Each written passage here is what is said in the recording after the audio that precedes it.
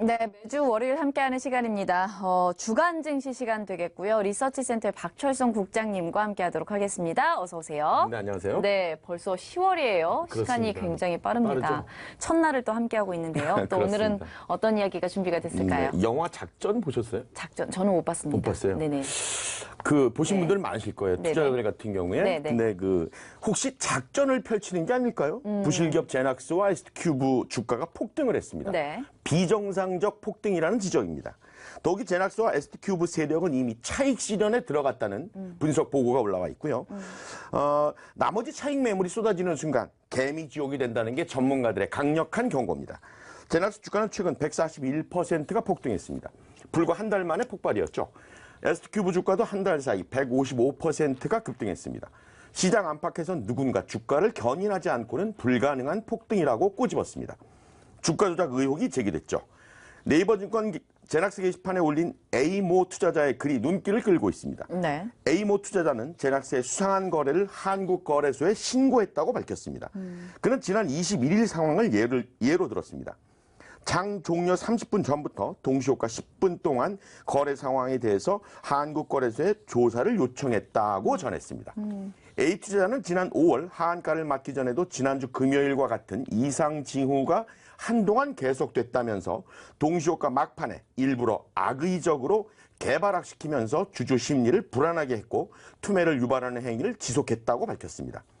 분명한 것은 제낙스의 신희연 대표와 ST큐브의 정현질 대표를 비롯한 해당 임직원들이 주가 폭등에 관여됐다는 게 결코 아닙니다. 미확인 세력이 의도적으로 강력한 매수세를 일으켰고 이로 인해 주가가 폭등했음을 지적하는 겁니다. 급등 주식은 급락 위험이 크죠. 문제는 세력의 차익 매물이 쏟아졌을 때입니다.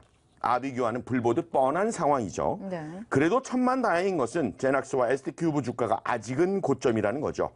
전문가들은 초심으로 돌아간다면 얼마든지 엑시트가 가능한 상황이라고 조언하고 있습니다. 네, 최근에 이 금융당국이 주가 조작 사태와 관련돼서 자본시장의 불공정 거래 행위에 대해서 처벌 수준을 좀 강화한다 이렇게 얘기를 했는데도 불구하고 이런 이야기들이 계속 나오나 봐요.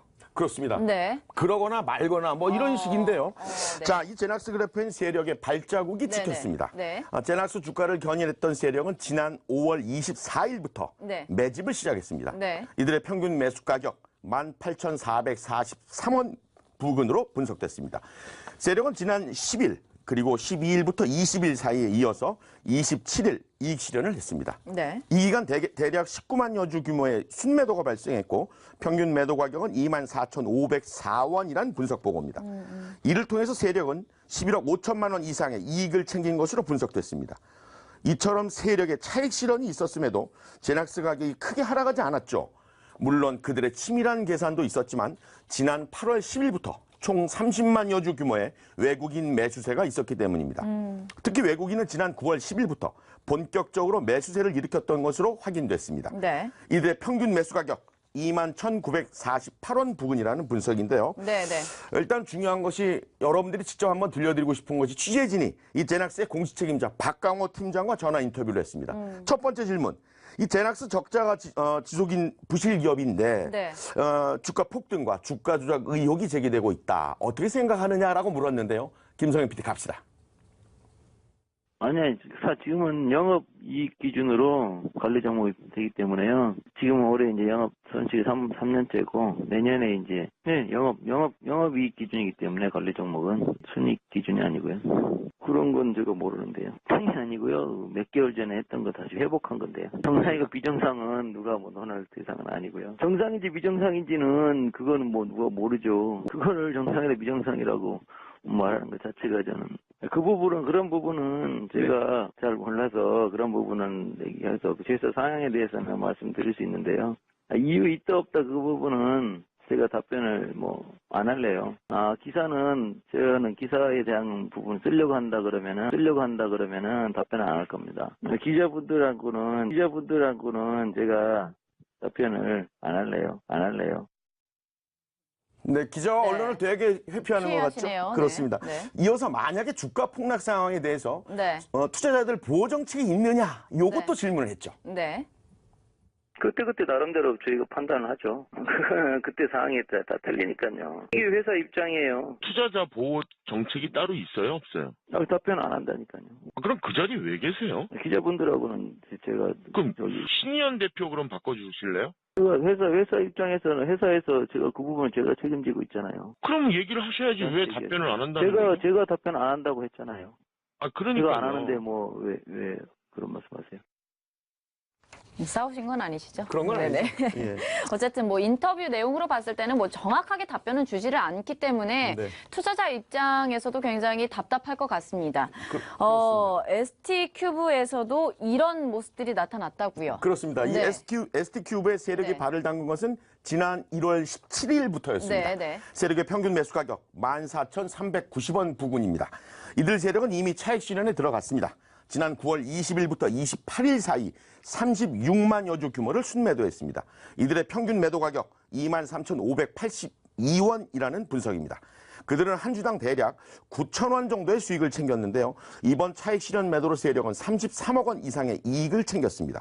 문제는 말이죠. 세력이 챙긴 그 이익을 누군가는 잃어야 된다는 사실입니다. 반드시 잃게 돼 있습니다. 네. 주식시장의 제로섬 게임 논리 때문인데요. 네. 이들 세력이 작업을 하는 동안 기관은 이미 한번 쓸고 지나간 흔적이 확인됐습니다. 네. 기관이 지난 4월 6일부터 23일까지 55만여 주를 순매수했습니다. 당시 평균 매수 가격 15,387원입니다. 그러던 기관이 4월 24일부터 5월 2일 사이 차익 실현에 나섰죠. 기관은 4월 26일만 31만 주 규모를 매도했던 것으로 확인됐습니다. 기관이 다시 ST큐브의 순매수에 나선 것은 지난 7월 25일이었습니다. 그들은 현재까지 26만여 주를 순매수한 것으로 확인이 됐죠. 특히 기관은 9월 20일부터 27일 사이에 26만 주 규모를 추가로 순매수했는데요. 평균 매수 가격은 23,728원입니다.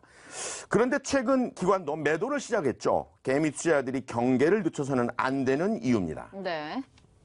자, 취재진의 ST큐브 공시 담당 정기현 실장과 전화 인터뷰를 했습니다. 최근 비정상적 폭등에 대한 지적이 있는데 이유나 배경이 무엇인지 물어봤습니다. 글쎄요, 뭐 특별한 사유는 없습니다. 이게 뭐 정상 비정상은 뭐 시장에서 뭐 알아서 판단하실 문제고요. 회사 뭐 코멘트할 일은 아닌 것 같습니다. 이어서 수상한 폭등에 대해 주가 조작 의혹이 제기됐는데 회사 입장이 어떠냐고 또 질문을 했죠. 뭐 주가 조작이 있었다면 뭐 그거는 뭐 불법이니까 벌을 받아야죠. 근데 그런 내용에 대해서는 전혀 모르시나요? 예, 그거 뭐 처음 듣는 얘기입니다. 이어서 부실한 재무 상태로 운영 자금이 혹시 부족하지는 않느냐 상당히 궁금해하시죠? 질문했습니다. 16년에 이익이 났고요. 영업이익이 났습니다. 저희가 그 올 상반기에 자금 조달을 했었기 때문에요. 예. 뭐 이게 뭐 지금 현재 유동성에 문제가 있거나 그러진 않습니다. 예, 그때 결정을 했고요. 예. 조달은 5월 25일 날 됐고요. 420억입니다. 하나는 유상증자고요. 하나 유상증자. 네, 하나는 전환사채, 5회 전환사채. 뭐 저 정도 자금이면 좀 여유가 있을 만도 합니다. 네. 문제는 폭락이 일어났을 때인데요. 여기에 대해서 ST큐브 측은 주주보호 정책이 있는지가 궁금했습니다. 네. 뭐 회사가 개인 투자자들을 보호한다는 말도 좀 우습고요. 뭐 이렇게 전체 투자자들에게 회사의 내재 가치를 올려줘서 그거에 반영되게끔 하는 게 맞는 거잖아요. 네. 예, 뭐 따로 뭐 개인 투자자라서 회사가 뭘 보호하거나 그런 정책은 없습니다. 그래요? 얘기 들으셨죠? 네. 투자자들을 보호한다는 건 우습다고 표현했는데요.